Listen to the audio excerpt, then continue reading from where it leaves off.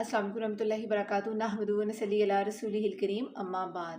अल्लाह सुब्हानहू तआला की पनाह चाहती हूँ शैतान मरदूद से, और के मेरे पास हाजिर हूँ। शुरू अल्लाह सुब्हानहू तआला के नाम से जो बहुत मेहरबान नहायत रहम करने वाला है। सूरह मुनाफिकून वही के लिहाज से सूरत आप सल्लल्लाहु अलैहि वसल्लम पर 104 नंबर पर उतारी गई। कुरानी तरतीब के लिहाज से 63 नंबर पे आयात 11 है और रुकू 2 है। मुनाफिकून के मायने मुनाफिकीन।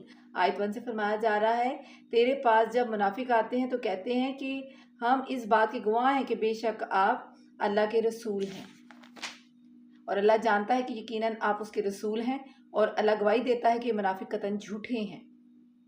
यानी कि इस बात में कि वो दिल से आपकी रसालत की गवाही देते हैं, यानी दिल से गवाही नहीं देते, सिर्फ जुबान से धोखा देने के लिए इजहार करते हैं। क्या बात है, क्योंकि अल्लाह सुब्हानहू तआला जानता है कि वो ऊपर ऊपर से यानी कि गवाही देते हैं आपकी रसालत की, और दिल से नहीं देते, जुबानों से यानी कि वो धोखा देते हैं।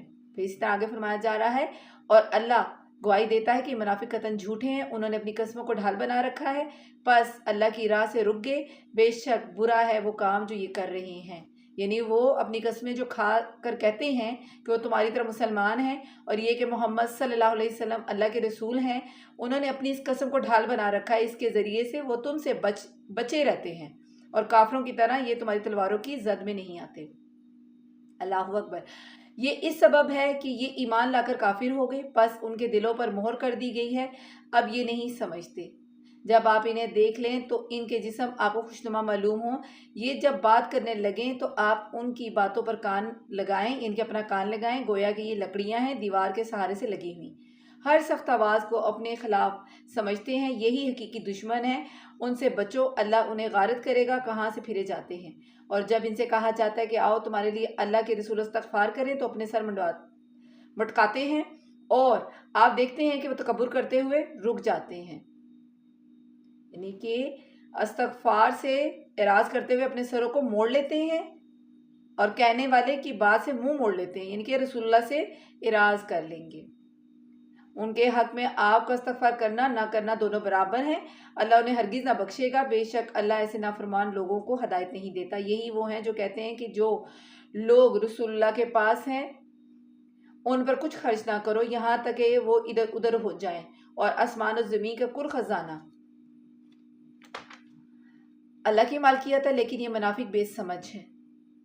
मतलब ये है कि मुहाजिरीन का जो रिस्क है अल्लाह ताला, यानी कि राज़िक तो अल्लाह ताला है, रिस्क देने वाला, इसलिए कि रिस्क के खजाने उसी के पास हैं, और वो जिसको चाहे जितना चाहे जब चाहे वो उसे दे दे, और जब चाहे रोक ले। तमाम इख्तियार का मालिक अल्लाह सुब्हान ताला है। फिर इस तरह फरमाया जा रहा है आयत 1 में कि ये कहते हैं कि अगर हम अब लौट कर मदीना जाएंगे तो इज़्ज़त वाला वहाँ से ज़िल्लत वाले को निकाल देगा। सुनो, इज़्ज़त तो सिर्फ अल्लाह के लिए है और उसके रसूल के लिए और ईमानदारों के लिए है, लेकिन ये मुनाफिक जानते नहीं।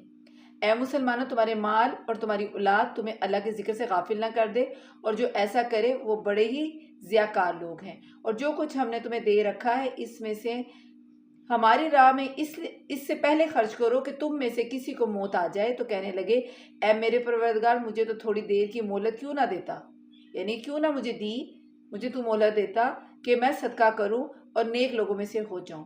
और जब किसी का मुकर्रर वक्त आ जाता है फिर उससे अल्लाह हरगिज़ मोहलत नहीं देता, और जो कुछ तुम करते हो उससे अल्लाह बाखूबी बाखबर है। यानी कि अल्लाह सुब्हानहू तआला हर चीज़ पे कादिर है, गालिब, वो सब जानता है, वो नीयतों के हाल जानता है, सीनों में छुपे भेद जानता है। अल्लाह सुब्हानहू तआला मुझे आप सबको कुरान पाक को पढ़ने की, समझने की, अमल करने की, और इसके मुताबिक अपनी ज़िंदगी को बसर करने की तौफीक अता करे। अल्लाह सुब्हानहू तआला हमें अपना फरमाबरदार और रसूलुल्लाह सल्लल्लाहु अलैहि वसल्लम का ताअतगुज़ार बनाए। आमीन इलाही आमीन। जज़ाकल्लाह।